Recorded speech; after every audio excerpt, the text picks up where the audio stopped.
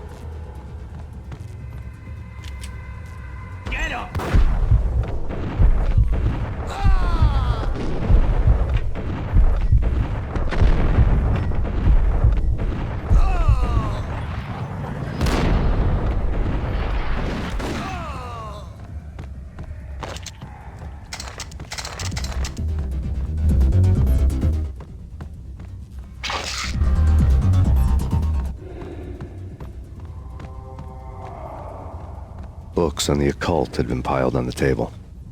The room was stacked with light reading, such as Necronomicon, Witchcraft, and Paradise Lost.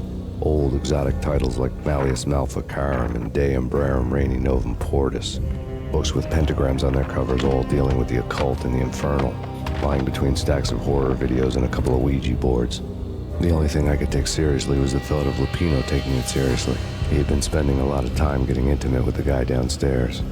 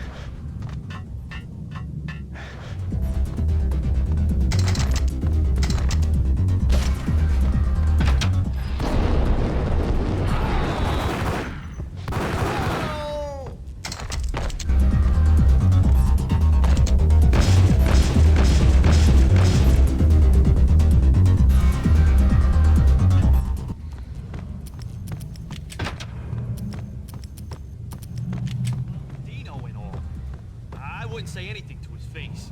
He might not. Who knows what? There he is.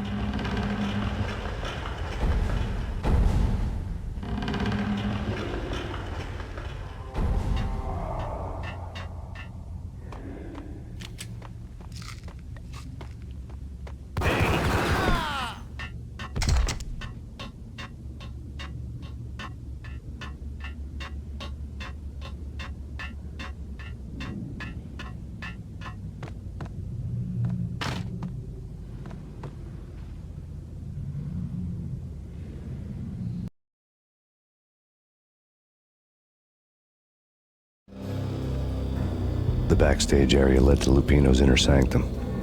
The hot air inside was like an invisible wall, thick with incense and something else, a sickly sweet smell that made you gag. This was the rotten core of the Big Apple.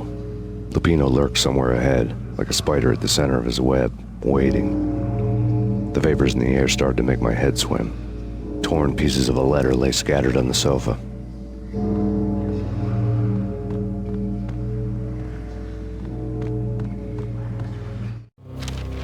Punchinello had threatened Lupino in writing. The note had been torn to pieces, bloody fingerprints all over them. Don't want you to think that one of my boys is not playing with a full deck. Shape up, Jack. We are running a business here. I'd hate to send the trio to strong-arm you. The trio were the Don's notorious henchmen. It was obvious that Lupino hadn't been intimidated by the threat. Lupino's notes covered the table. Jack Lupino was crazy, all right. The table was scattered with notes of demented arcane nonsense written in rusty blood. A mishmash list of demons, devils, and dark gods evoked. Beelzebub, Asmodeus, Baphomet, Lucifer, Loki, Cthulhu, Lilith, Hela, blood given to you all. He was after that old Faustian deal, your soul for power and fortune. Just sign on the dotted line with your blood. Lupino's notebook lay on the pedestal. Jack Lupino was crazy, all right. Mythic wolves, let loose to devour the sun and the moon. Lupino is the wolf. I'm Mr. Beast, the big bad Fenris wolf. I'm the end of the world man, wearing the flesh of fallen angels. After Y2K, the end of the world had become a cliche. But who was I to talk? A brooding underdog avenger alone against an empire of evil, out to right a grave injustice. Everything was subjective. There were only personal apocalypses. Nothing is a cliche when it's happening to you.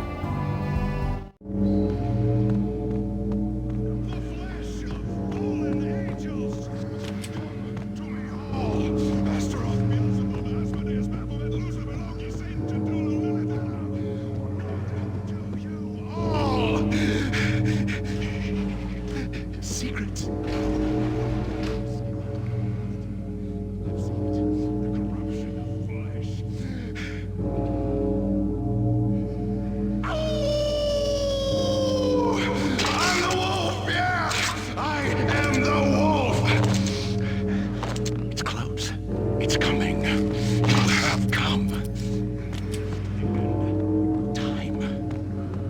It's now! I will rise to her side! I don't need the words!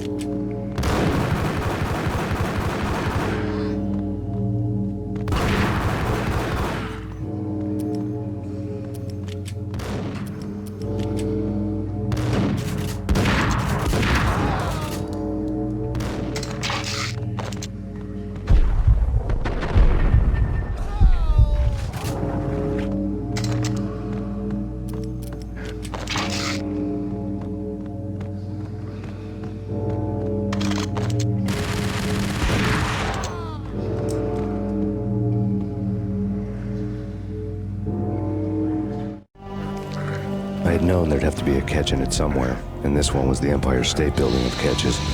Lupino was pumped up and dying to go 15 rounds with a mutant alligator. And then he started this spooky monkey talk, straight from a bad dream. Mine. I have tasted the flesh of fallen angels. I've tasted the devil's green blood. It runs in my veins. I've seen beyond a world of skin, the architecture of blood and bow and arrow. Death is coming! She is coming, and hell follows with her. This is the twilight winter. I am ready to be her son. Her time is now, and all who stand in her way must die!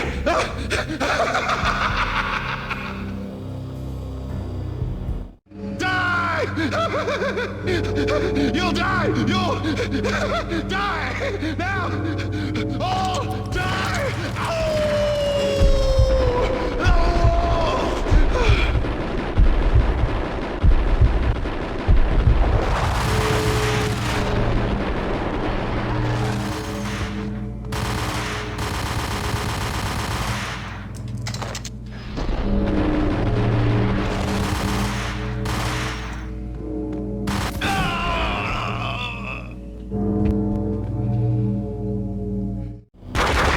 Lupino finally went down. I wanted to make real sure he'd stay that way. He was a bad monster. Turned them into friggin' zombie demons from outer space. I think he's dead already. Huh? And that's when it happened. But dead or not, you've got the wrong guy. In stepped this knockout femme fatale holding a gun to my face. I returned the favor.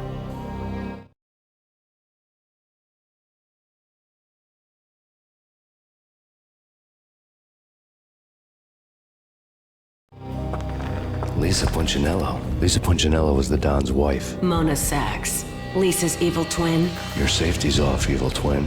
You might hurt someone with that gun of yours. Lisa's the damsel in distress. I'm the professional. I'd blow you away without batting an eye. Sure, and you can check out my credentials splattered all over this joint. Jack couldn't have framed you, not the state he was in. We're after the same slime bag. Angelo Punchinello's the one who murdered your friend and framed you with it. You know this for a fact. I've got my sources. I don't have a clue these days. I just shoot them as they come. Who put a contract on the Archfiend? This one's mine. I hate the guts of that sadistic wife-beater. Why not pool our bullets for this one? I thought you'd never ask. My finger was starting to twitch. How do you like your whiskey? I'm easy, as long as you don't try to slip me a Mickey. You're a real angel, Max. It was good stuff. Tasted sweet as honey going down. Nothing personal. Can't risk you going berserk and getting Lisa killed.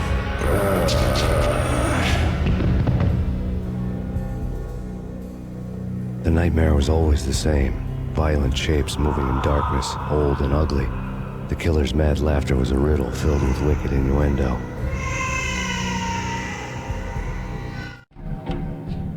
Somewhere, the baby was crying.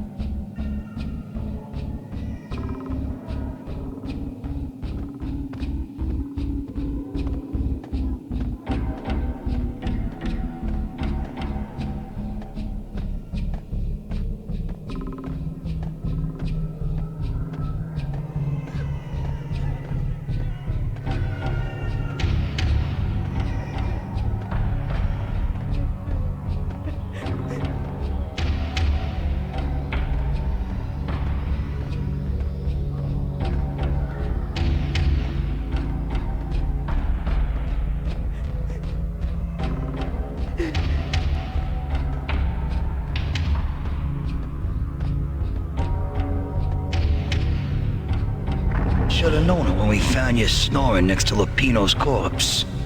A comedian, huh? The pictures were filled with good old times.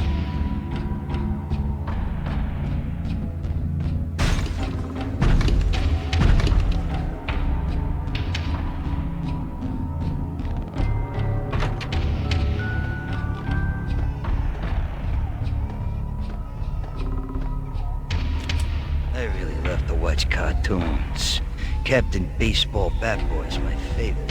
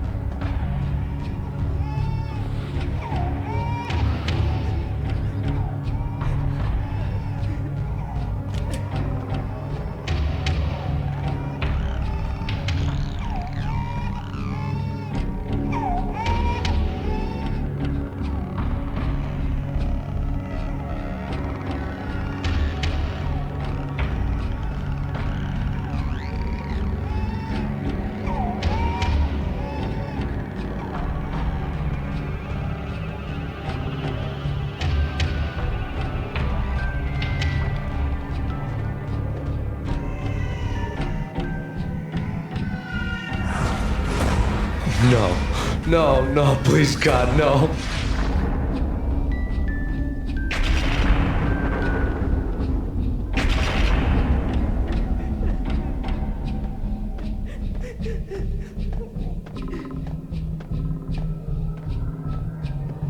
Slice them, dice them, shoot them full of holes, blow them to bits, vaporize them, disintegrate them. No matter what you do, they'll still be back good as new.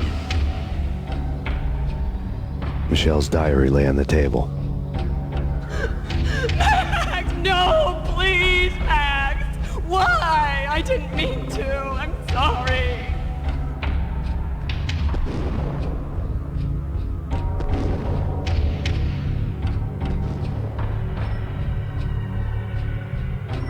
Murderer! You killed her! Nothing like that ever happens in the real world.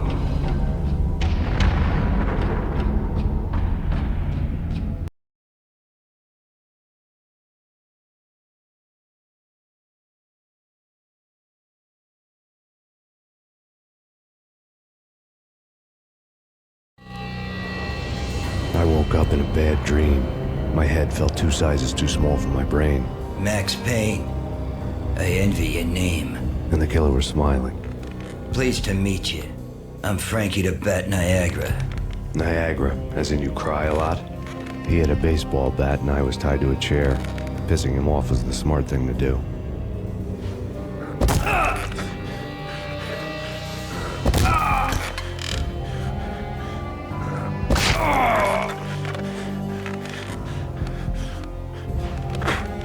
Nothing wrong with a little laugh now and then. Take me, for example. I love to watch cartoons. Cartoon violence is a fascinating thing. Let's take a break. I need to take a leak and maybe grab a cold one at the bar. Don't worry. I'll be back to finish this off. And then, it's checkout time. You play, you pay, you bastard. He swaggered out, and the door clanged shut behind him, locks clicking into place. Everyone makes mistakes. Mine hadn't been to crack jokes about the goon with the bat. He'd have cracked my skull regardless.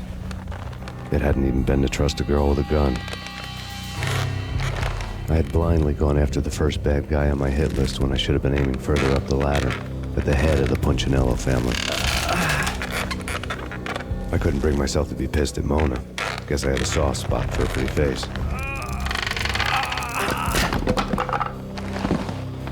But when somebody decides to play baseball with your head, you tend to get sore.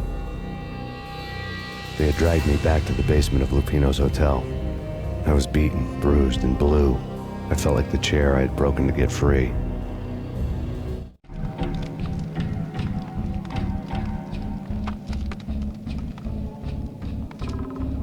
All I had was Niagara's bat, sticky with my own blood. Without a gun, I'd be no match for Frankie's men.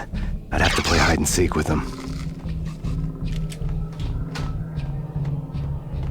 It's Frankie's dad!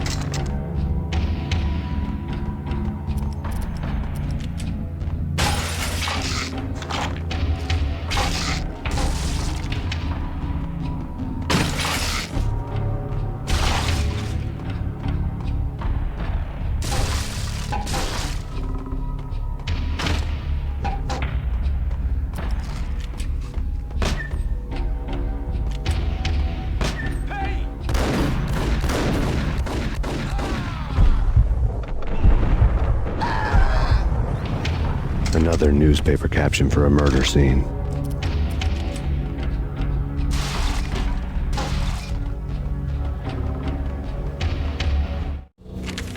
Frankie had left his calling card. A Captain Baseball bat boy strip next to a sewer passage filled with bodies. You'd better not mess with Captain Baseball Bat Boy. Even my archenemy, Bicycle Helmet Girl, swoons at the sight of me. Aha! There were enough corpses to put a mass murderer to shame.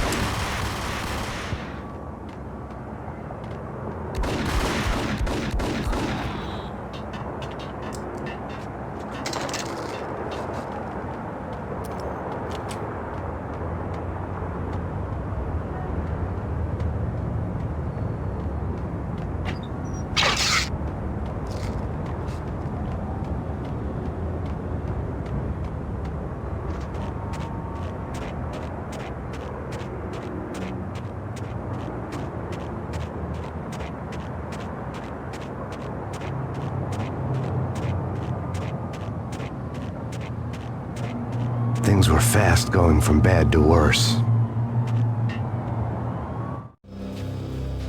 The men in blue had come and gone. They had decorated the place with chalk outlines and tied it together with yellow tape. The cops who had stayed behind were dead. Frankie, his boys, and I had the place all for ourselves.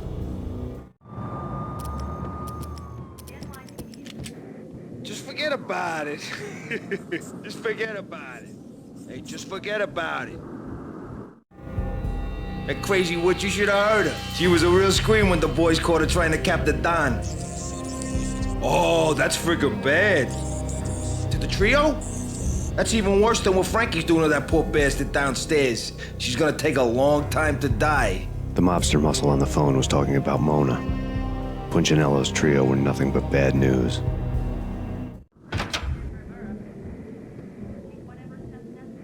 There he is!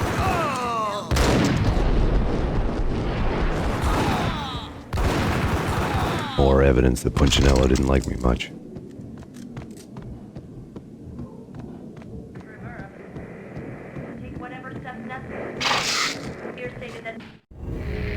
The fact remains that all the victims so far identified in the Ragnarok shooting have been known criminals, many of whom had large doses of V in their blood. Reliable sources say that Max Payne was also among those killed, although no body has been recovered at this time. Reliable sources. That meant somebody thought the Mafia had me, didn't want the cops snooping around anymore. The body would be delivered to them barely recognizable. Case closed. Don Punchinello had the power to be that reliable source, which was no news. But his news was old news. Framing me hadn't been enough. Don Punchinello had put a hit on me. He wanted me dead, and it had been important enough for him to give written instructions to Frankie about it. Max Payne should die like a dog for the trouble he's caused. Frankie, I know I can trust you to give this matter the dedication it needs.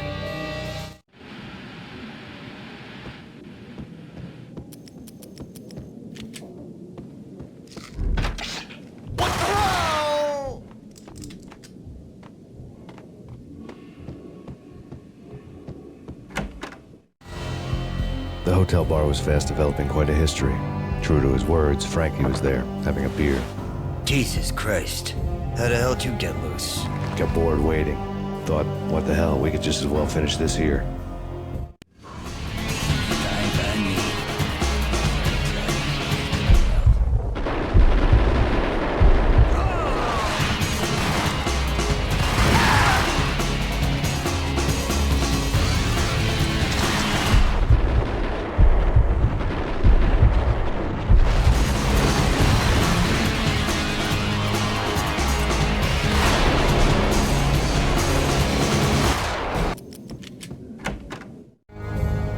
The hotel.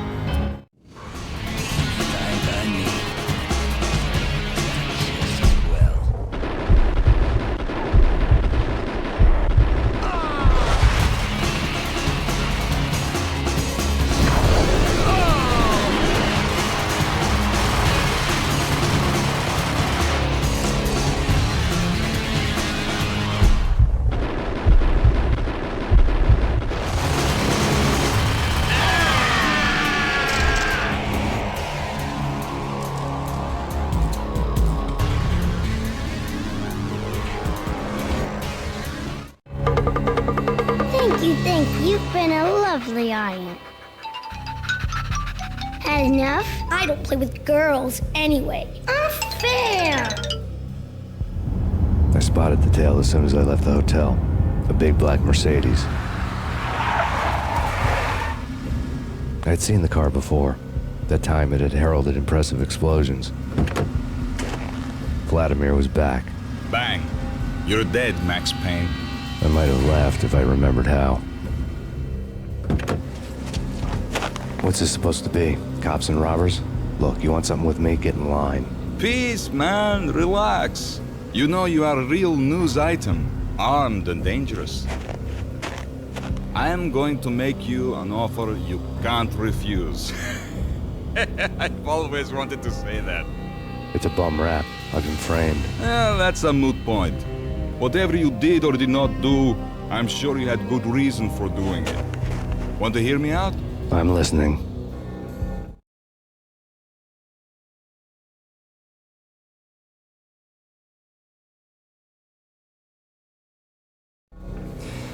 Punchinello messing with V is bad for business all around. But that's not all. There is this guy, Boris Dime, used to pull jobs for me. He's the captain of the cargo ship Charon. Now the bastard turncoat has gone over to the other side, Punchinello's. The ship's loaded with high-res hardware, guns, my business. If Punchinello gets hold of that cargo, he's won and I have lost. And you'll have your work cut out for you. If you want to get to Punchinello, you'll need heavy-duty persuaders. I am just the man to get them for you. Change the ship back under my flag, maybe pop 2 in the traitor Dime's head while you're at it. You'll get enough guns to start the apocalypse. You in or out? Let's get this show on the road. Vladimir was one of those old-time bad guys with honor and morals, which made him almost one of the good guys. None of us was a saint. The Brooklyn riverfront was a maze of rusty containers, sharp-boned cranes looming up from the snowstorm. On a night like this, you couldn't help but think of the dark army of dead men sleeping with the fishes, cement shoes in line. No Minotaur lurked in this labyrinth, but somewhere out there, on the clanking deck of his cargo freighter, the skipper of the Chiron was waiting, like the ferryman of the river Styx.